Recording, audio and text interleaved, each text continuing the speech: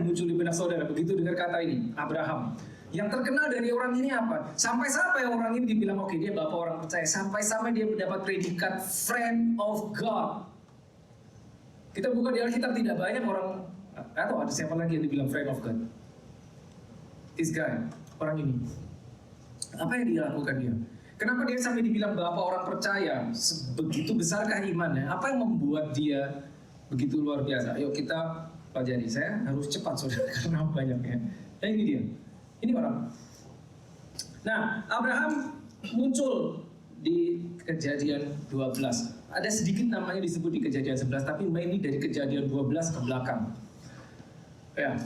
Bahkan di Perjanjian Baru pun namanya disebut. Nah, jadi kurang lebih gini settingnya.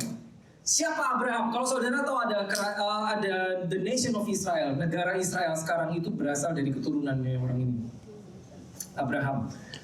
Jadi kurang lebih gini, suatu saat di benaknya Allah Bapa, dia ingin membuat sebuah bangsa.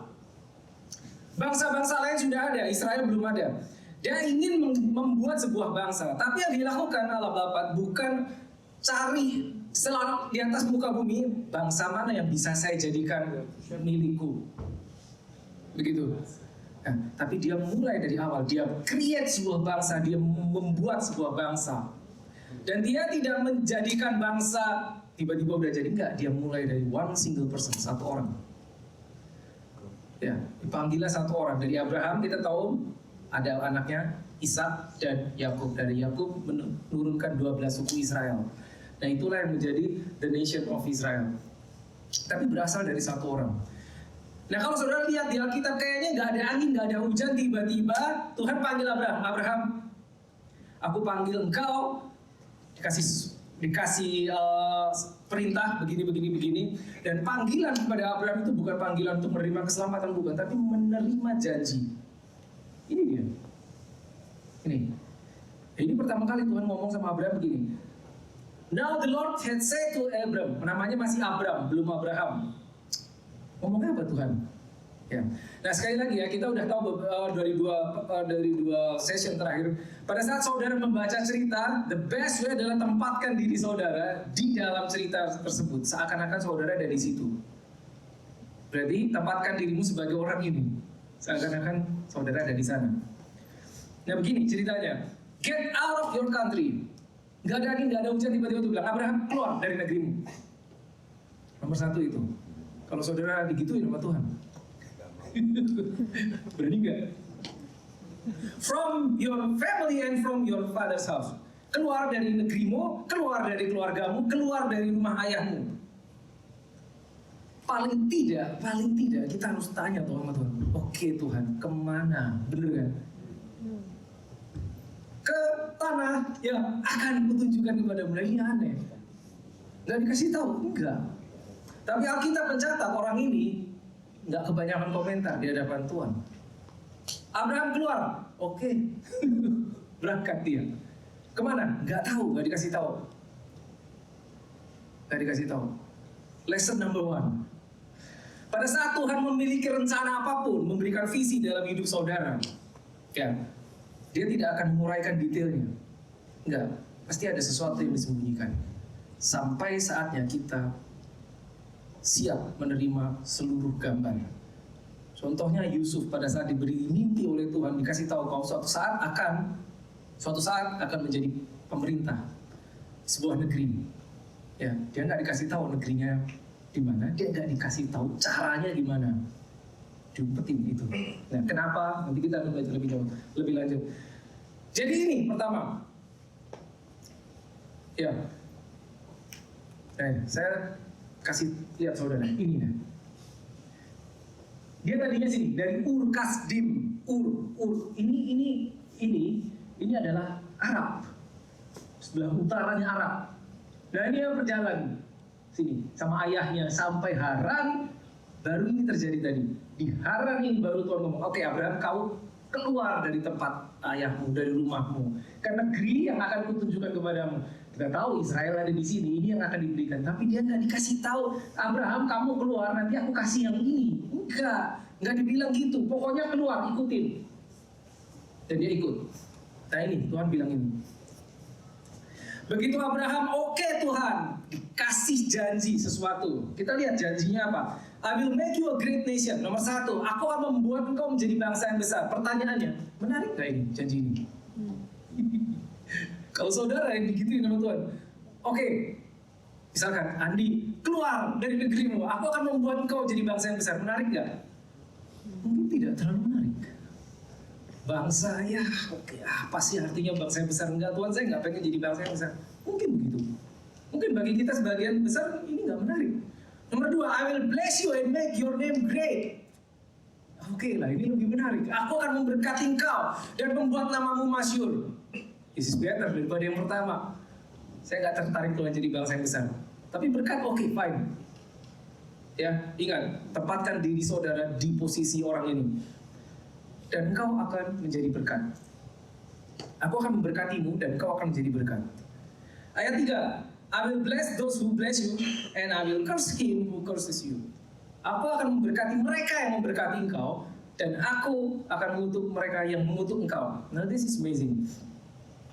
Dan in you all the families of the earth shall be blessed. Maksudnya apa? Impact. Dampakmu akan ke seluruh dunia. Mereka akan menerima berkat melalui engkau. Ini janjinya. Terlepas bagi kita, pribadi ini menarik apa enggak, ini dikatakan Tuhan, dijanjikan Tuhan kepada Abraham. Terus dia berangkat. Berangkat, dia nurut. Gak tahu tempatnya ya. Nah, ini. So Abram departed as the Lord had spoken to him and Lot went with him. Tapi sayangnya, dia ngajak Lot. Kita tahu, Tuhan tidak pernah bilang, oke Abraham kau pergi, ajak tuh keponakanmu. Gak pernah. Itu inisiatif dia sendiri. Dia mengajak keponakannya yang namanya Lot. Dan yang warna kuning, ini penting sekali. Karena kita akan lihat perjalanan, journey of faith. Umur berapa dia? Sorry. Mana tadi? 75 tahun. Boleh tahu gak? Ada saudara yang umur 75 di sini? Any one of you? 75. John, how old are you? Good. 75. 75, exactly 75? 74. Wow, that's amazing. Next year. Get ready, John. Hitung Cina udah 75. Oke. Now mostly, kebanyakan dari kita berpikir 60 plus, 70 plus, 75. Oke, udahlah pensiun. It's your time to get, to retire. But all of a sudden one day, tiba-tiba suatu hari Tuhan datang, yuk mulai. Come on Lord, are you kidding me? I'm already 75. Saya udah 75 Tuhan, mau ngapain lagi? Apakah hal yang tadi disebutkan itu menarik bagi orang umurnya 75 tahun? Kalau orang yang diberikan janji itu umur 40, 30, mungkin lebih menarik dibandingkan orang 75 tahun. Nah, pikirkan baik-baik saudara. Ingat, saudara tempatkan diri saudara jadi orang ini. 75 tahun baru mulai. Tapi Musa baru mulai, dia umur 80, lebih tua lagi. Jadi umur itu di mata Tuhan cuma angka. Cuma angka. Berapapun umur saudara, kapanpun bisa tiba-tiba Tuhan ajak, ayo start sekarang. Amin. Jangan merasa tua. Halo. Jangan merasa jangan merasa tua. Come on, Abraham 75 baru start. Yeah. That's the lesson that we learn. Ya, ingat 75 tahun. Oke. Nah, singkat cerita Abraham berangkat umur 75. Tadi kita udah lihat petanya, dia jalan terus setahun, 2 tahun, 3 tahun, 4 tahun, 5 tahun, 6 tahun tidak terjadi apa-apa. 10 tahun belum terjadi apa-apa. Nah, bayangkan kalau saudara dijanjikan oleh Tuhan, apakah dijanjikan seseorang akan mendapatkan berkat, tapi setahun, 2 tahun, 3 tahun, 4, 5 tahun, sampai 10 tahun nggak datang yang dijanjikan. Kira-kira gimana? Mulai ragu, which is manusiawi. Bener nggak ya? Jangan-jangan saya cuma mengada-ada aja. Jangan-jangan bukan Tuhan yang berjanji. Dan berbagai jangan-jangan yang lain. Ya, karena yang dijanjikan nggak muncul-muncul.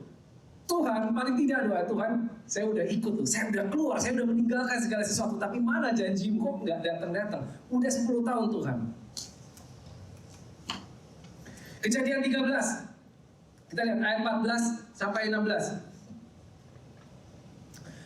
Singkat cerita, suatu saat bertengkar dengan keponakannya, berpisah. Lot berpisah sama Abraham berpisah. Ya, setelah Abraham berpisah dari Lot, ingat ya tadi Tuhan nggak suruh ngajak Lot. Itu inisiatifnya dia sendiri, dia pergi ngajak Lot. Setelah berpisah, and the Lord said to Abraham, setelah Lot berpisah dari dirinya. Nah ini, sepanjang perjalanan Abraham, Tuhan memperbarui janjinya beberapa kali, nggak cuma sekali, nanti kita akan belajar. Tuhan tahu itu 10 tahun belum ketemu juga, belum janjinya belum kelihatan, dibarui janjinya. Ini yang dikatakan Tuhan. Dipanggil Abraham dan bilang, lift your eyes now and look from the place where you are. Jadi dia berdiri di atas bukit. Tuhan bilang gini, lihat ke utara, selatan, timur, dan barat. Ayat 15, for all the land which you see I give to you and your descendants. Berapa lama? Selamanya, forever. Buat engkau dan buat keturunanmu. Abraham berdiri di sini, lihat ke utara, lihat timur, barat, lihat ke selatan. Semua sejauh mata memandang, ku berikan kepadamu. Waktu pertama diutuskan belum dibilang ini toh. Setelah sekian lama dibarui janjinya. Oke, mulai lebih jelas, detail demi detail diberitahu. Tapi syaratnya apa? Taat dulu, baru dikasih tahu. Nah ini yang dipegang orang Israel. Makanya orang Israel sampai sekarang dia nggak peduli, seluruh dunia bahkan PBB bilang bahwa oke kamu merebut tanah Palestina. Orang Israel tahu, enggak, ini diberikan yang ngasih Tuhan sendiri. Tapi saudara bayangkan, lihat ke utara, lihat selatan, timur, barat, itu kuberikan kepadamu. Loh itu kan negeri ada penduduknya. Bukan tanah kosong. Kok enak banget Tuhan ngasih itu, aku kasih ke kamu. Yang kita akan belajar itu one day. That's amazing, itu kingdom system seperti itu. Ya, intinya apa? Kuberikan kepadamu dan keturunanmu selamanya. 16, and I will make your descendant, aku membuat keturunanmu sebanyak pasir di laut. Sampai nggak bisa dihitung. Nah, kira-kira ini saudara. Lihat. Ini tanah yang dijanjikan Tuhan kepada Abraham. Saat Abraham bilang, lihat ke utara, lihat ke selatan, timur, barat. Ini. Israel itu cuma secuil ini, cuma segini. Israel yang zaman sekarang itu cuma segini. Sebetulnya yang diberikan kepada mereka ini. Jadi sekarang pun yang diduduki Israel itu cuma sebagian kecil saja. Nah itu dia tuh. Israel cuma segini kecil sekali. Nah ini Sinai, Mesir sekarang. Di sini Yordania, sebelah utara itu Lebanon. Israel cuma segini sekarang, secara resmi negara. Padahal harusnya segini. Itu pun aja masih digoncang kiri kanan. Nah, tadi kita lihat ya, 10 tahun janjinya belum kelihatan. Berarti kira-kira umur berapa Abraham? Berangkat umur 75. 85 toh, apa yang terjadi? Capek juga lama-lama nunggu janji. Ini yang terjadi. Kejadian 16 ayat 2, berkatalah istrinya Abraham, namanya Sarai, kepada Abraham, engkau tahu Tuhan tidak memberi aku melahirkan anak. Tahu dari mana? Yang sudah 10 tahun nunggu, anaknya mana? Dibilang keturunanmu akan banyak sekali, tapi satu anak pun nggak punya. Manusiawi sekali. Karena itu, this is dangerous. Baiklah hampiri hambaku ini, mungkin oleh dialah aku dapat memperoleh seorang anak. Masih mungkin, mungkin. Dia juga nggak yakin. Mungkin oleh dialah aku dapat memperoleh seorang anak. Dan Abraham mendengarkan perkataan Tuhan. Bukan. Mendengarkan perkataan. Nah. Dan kita punya masalah sampai sekarang. Gara-gara ini. Mendengarkan perkataan Sarai. Mestinya pada saat ini terjadi, ini ide istrinya. Mestinya Abraham bilang, bus, kamu macam-macam aja. Tuhan udah janji, kita akan punya anak. Harusnya gitu. Tapi mungkin Abraham bilang, oh that's a good idea. Tahu ke saudara ini begitu, si Sarah ini begitu desperate-nya. Sampai-sampai, come on, a wife gives a husband another woman. She must be really desperate. Anggap ya gambarannya. Nah, kita tahu apa yang terjadi berikutnya. Ya, ini lanjutnya. Kejadian 16 ayat 15-16. Lalu Hagar, ini hambanya tadi, melahirkan seorang anak-anak bagi Abraham, dan Abraham menamai anak yang dilahirkan Hagar itu Ismail. Abraham berumur berapa? 86. Berarti dia berangkat 75. Berapa tahun? 11 tahun. Dapat anak akhirnya. Dapat anak. Tapi dibantuin sama seorang. Listen. Tuhan kelamaan Tuhan. Let me help you. Lord, it's been 10 years. Let me help you, Lord. Tuhan perlu bantuan nggak? Ya, saudara. Berapapun itu lama, kelihatannya buat manusia. Dia nggak perlu dibantu. Tapi ini inisiatif manusia, dibantuin, yuk kita bantuin Tuhan yuk biar anaknya cepat datang. Akhirnya dapat juga anaknya, dinamai Ismail. Nah, saya tahu saudara punya digital Bible. Please, ambil sekarang digital Bible. Saudara buka Kejadian 16, ayat yang terakhir. Ayat yang terakhir di Kejadian 16. So I have to make sure, saya harus memastikan saudara paham betul. Ayat yang terakhir di Kejadian 16. Ayat berapa itu? Ayat 16 loh. Itu terakhir tuh, habis itu kan nggak ada lagi kan? Berarti ini ayat terakhir Kejadian 16. Dan ayat terakhir di Kejadian 16, ayat 16 ini menyatakan umur. Abraham berumur 86 tahun ketika dia mendapatkan anaknya Ishak. Berarti di situ habis toh. Berarti kalau saudara lanjut berikutnya langsung Kejadian 17, betul kan? Nah, Kejadian 17 ayat yang pertama. Buka, please. Apa bilangnya? 99 tahun. Ini toh. Kejadian 16 ayat terakhir, Abraham berumur 86. Kejadian 17 ayat yang pertama, itu kan nggak ada nyambung toh, berarti betul kan? Abraham berumur 99. Jedanya berapa tahun? 13 tahun hilang dari hidup Abraham. Apa yang terjadi? 13 tahun hilang. Ayat 7, Kejadian 17 ayat 1. Ketika Abraham berumur 99 tahun, maka Tuhan menampakkan diri kepada Abraham dan berfirman kepadanya. Berarti 13 tahun Tuhan tidak ngomong apa-apa pun sama Abraham.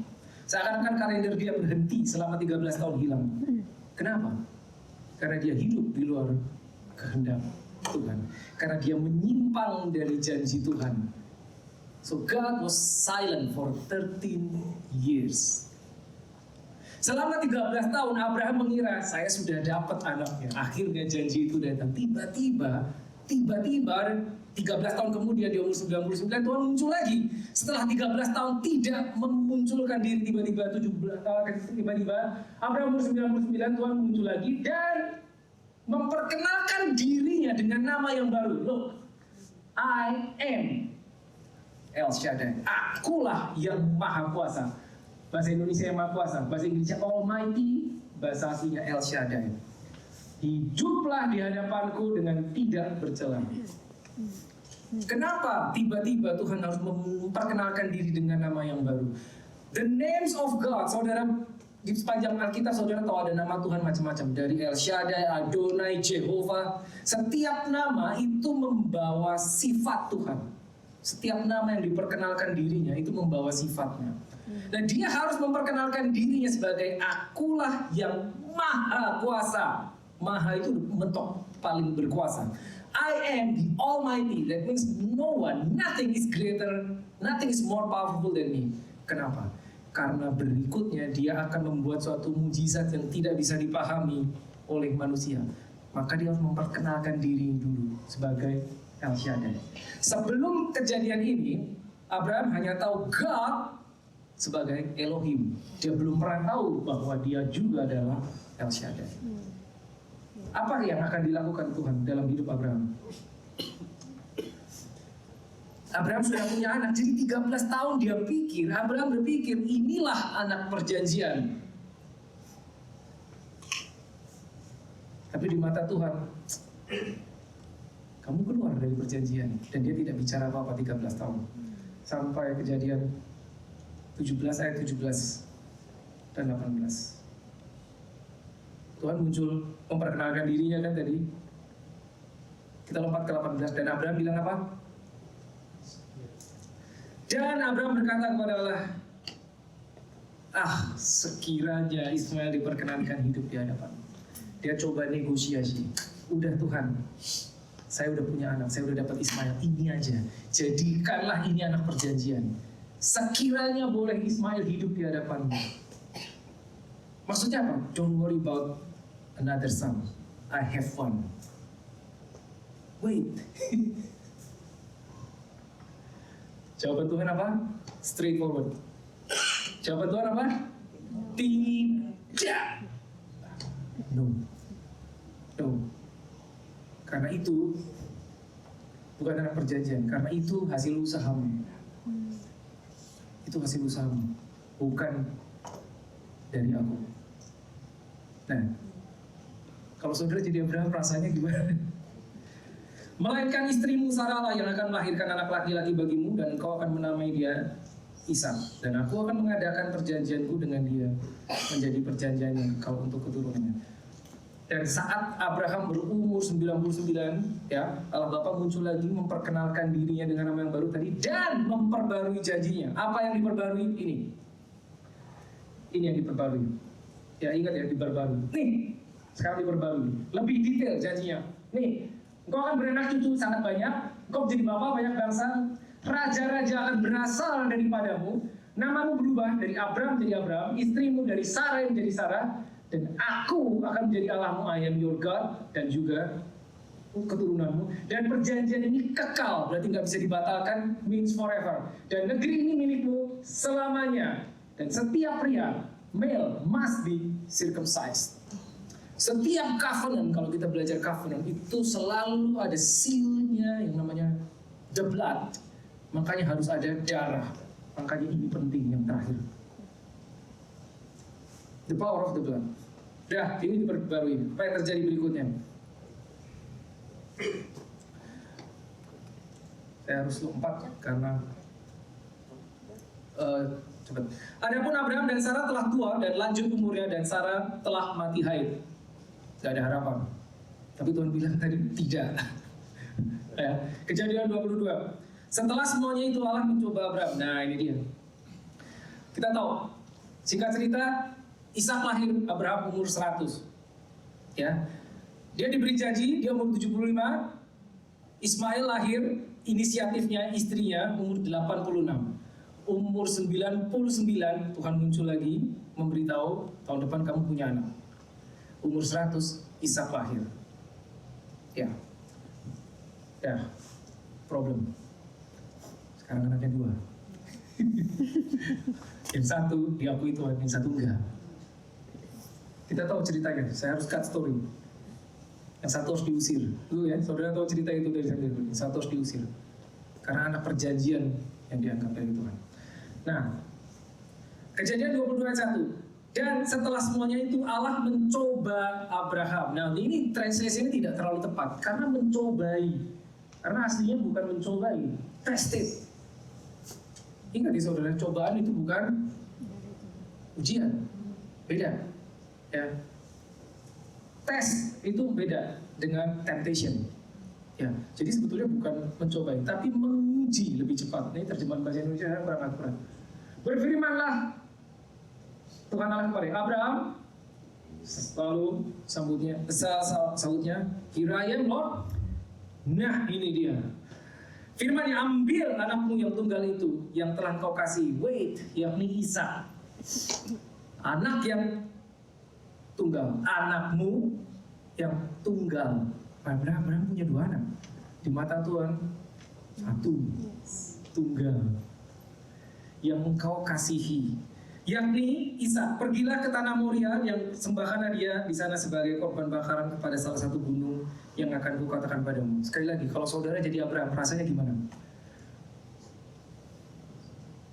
25 tahun menanti janji, anaknya lahir, terus sekian belas tahun kemudian, ini anaknya udah lumayan gede, udah remaja. Suruh persembahkan anaknya, berarti apa? Mati, anaknya akan mati.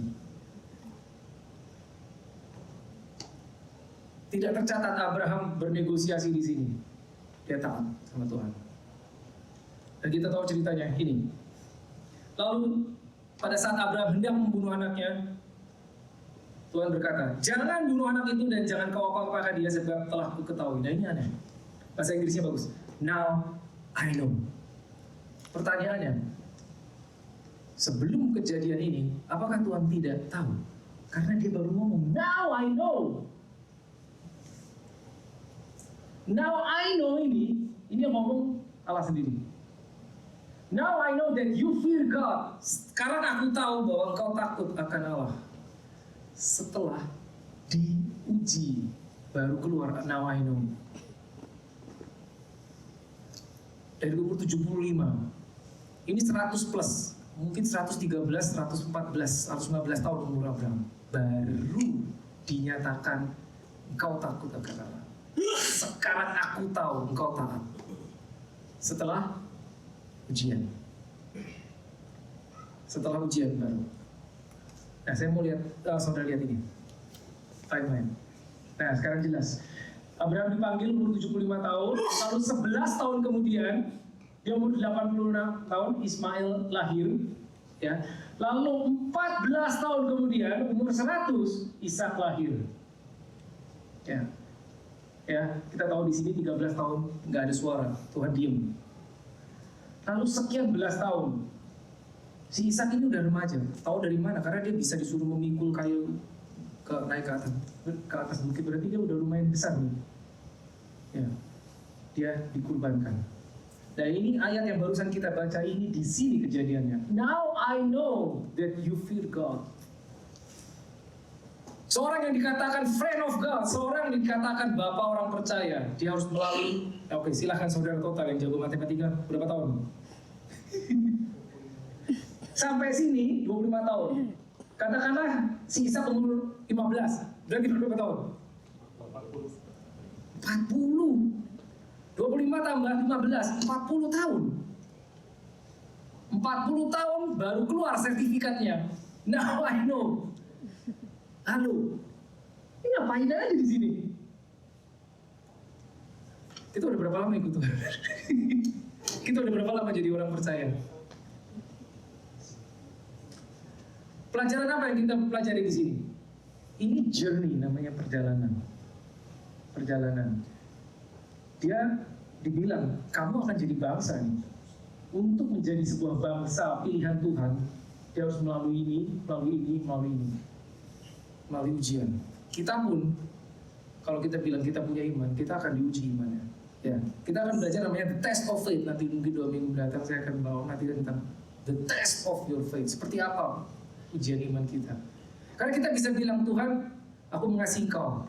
Oke, diuji dulu ya. Tuhan, I will do anything for you. Aku akan melakukan semuanya buat Engkau. Oh good, uji dulu ya. Gitu. Saya selalu menggunakan istilah gini. Setiap kita akan merasa kita orang baik gitu. Tapi dari mana kau tahu orang baik sebelum kau pernah dicobai jadi jahat? Nah, aku maksud saudara. Setiap statement of faith kita, setiap iman kita itu harus diuji. Baru now I know. Baru valid. Simon Petrus di hadapan Yesus dia ngomong, meskipun mereka meninggalkan kau, aku tidak akan meninggalkan. Aku siap ikut kemanapun, bahkan sampai mati. Dia ngomong gitu di depan murid-murid yang lain. Tapi diuji juga dia. Gagal juga, gagal. Dia jalan di atas air, sempat gagal juga, sempat tenggelam. Walaupun dia cuma menjadi satu-satunya orang yang sempat berjalan di atas air. Abraham, bapak orang percaya. Wih, dia pernah gagal ini. Sampai Tuhan diam 13 tahun. Ini panjang saudara, 40 tahun. Dari sini sampai di sini. 40 tahun. Gitu. Nah, di sini kita bisa lihat, Abraham sampai bisa dibilang friend of God, Abraham sampai bisa dibilang bapak orang percaya, bapak orang beriman. Iman apa sebetulnya yang ditunjukkan oleh Abraham? Kalau dua pertemuan yang lalu kita belajar tentang Petrus berjalan di atas air, itu jelas kan imannya. Gak berani, dia berani sendirian. Di tengah angin badai dia berani melakukan sesuatu yang gak masuk akal. Oh jelas berarti dia punya iman. Murid-murid di tengah badai, ya. Yesus tidur, ingat ya ini baru minggu lalu, ya kan? Mereka ketakutan membangunkan Yesus. Yesus mengangkat tangan, meneduhkan badai. Terus dia bilang, kamu kenapa kamu tidak percaya? No faith. Kenapa kamu takut? You have no faith, dikatakan gitu. Tapi jelas, settingnya jelas, gitu loh. Dan semuanya dari dua pelajaran yang kita pelajari terakhir, kejadian di badai di tengah laut, Yesus berjalan di atas air, Petrus jalan di atas air, mereka di tengah badai, semuanya kejadiannya terjadi sangat cepat, betul kan? Tapi ini 40 tahun, lama banget. Jadi imannya apa Abraham di sini? Ya, murid-murid dalam dua pertemuan tadi yang kita pelajari, mereka berada di life threatening situation, situasi yang mengancam nyawa. Bagi mereka, mengancam nyawa, mengancam jiwa. Bisa tenggelam mati. Kalau ini beda, saudara. Nyawanya Abraham gak kenapa-napa, tidak terancam. Tidak terancam tuh, gak kenapa-napa dia. Dia tidak under persecution, tidak.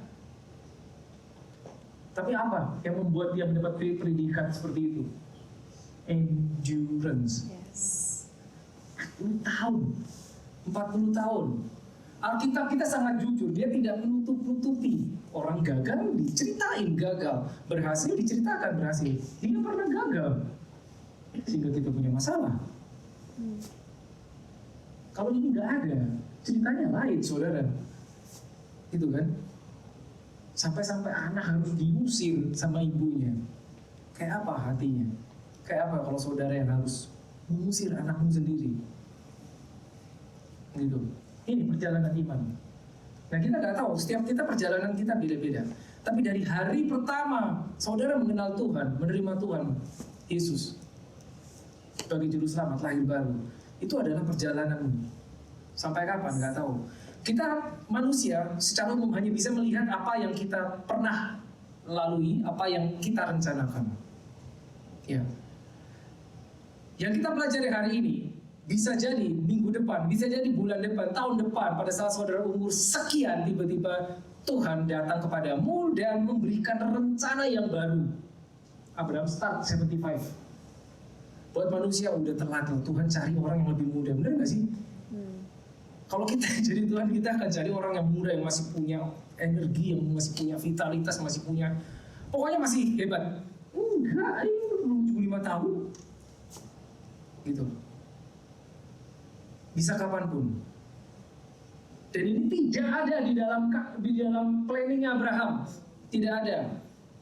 Kita cuma bisa melihat planning kita. Oke, 5 tahun dari sekarang saya akan plan begini. Saya akan punya investasi begini. 10 tahun mendatang planning saya begini. 15 tahun mendatang gini, dan seterusnya. Anak saya begini, keluarga saya begini. Manusia gitu kan? Makanya saya bilang, kalender Tuhan tidak sama dengan kalender manusia. Dia punya planning lebih besar dari kita. Kita cuma punya rencana kita. Kita nggak pernah tahu bahwa dia bisa intervensi kapan aja.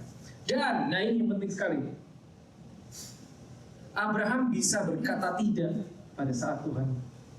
Abraham keluar. Dia bisa berkata tidak. Kalau Abraham berkata tidak, Tuhan nggak akan paksa. Tuhan tidak akan utus malaikat, oke paksa dia. Karena kau harus buat bangsa dari hidupnya. Nggak bisa, nggak begitu. That's not God. Pada saat dia mau membuat sesuatu di bumi, dia perlu orang bumi. Dia perlu engkau untuk melakukan sesuatu rencananya. Tapi pada saat salah satu dari kita dipilih, kita bisa nolak. Bisa, yes, bisa. Dia nggak akan paksa. Tidak akan paksa. Kalau Abraham menolak, akan ada Abraham kedua, akan ada Abraham ketiga yang lain yang akan berkata seperti di Yesaya pasal 6. Ini aku Tuhan, utuslah aku. Harus ada orang yang berani bilang, Here I am Lord, send me. Harus ada yang seperti itu.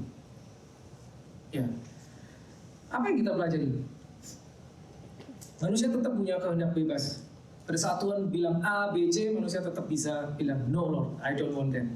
Enggak Tuhan, saya mau rencana saya sendiri. Bisa, masih bisa, gitu.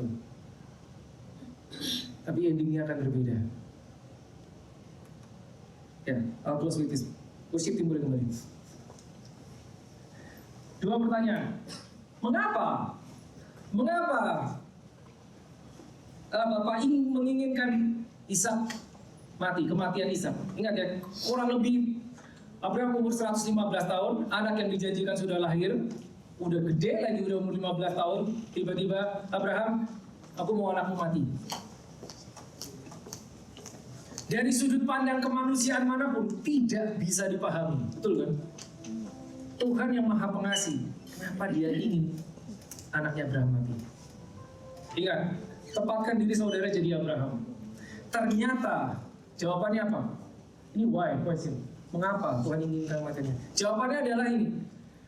Jawabannya adalah yang diinginkan Tuhan bukan kematian Ishak, tapi kematian Abraham. Tuh, maksudnya apa? Tadi kan dibilang persembahkan anakmu. Udah siap ngambil pisau kan, udah mau dipotong anaknya. Tapi sebetulnya yang diinginkan Tuhan adalah kematian Abraham. Maksudnya gini, aku tidak mau ada seorang pun menempati hatimu lebih dari aku, meskipun itu adalah anakmu sendiri. Tidak boleh ada yang menggantikan posisiku di dalam hatimu, meskipun itu orang yang paling kau kasihi. The problem is orang yang paling kita kasihi itu bisa menggantikan posisinya Tuhan. Dalam hal ini apa? Dia begitu mengasihi Ishak, anak yang ditunggu 25 tahun akhirnya lahir. Gak bisa. It has to be me. Harus aku yang pertama dan utama di hatimu. Harus mati. Tapi sebetulnya yang diinginkan adalah kematian hatinya Abraham. Amin. Itu dia. Dan satu lagi, prophetically speaking, kalau saudara bisa melihat lebih jauh, ini memberikan alasan buat Allah Bapa di surga. Sekian ribu tahun kemudian, 2000 tahun kemudian, at least Dia Bapa di surga juga harus menyerahkan anaknya yang tunggal, your only son, the son that you love, untuk juga mati.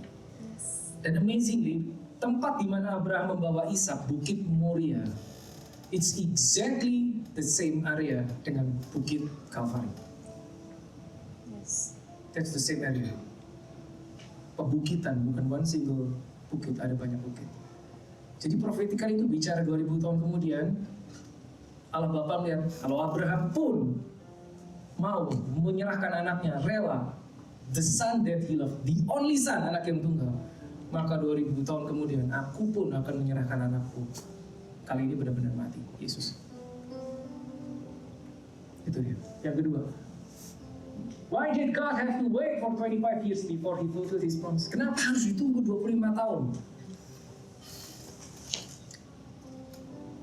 Saya rasa saudara bisa menebak jawabannya.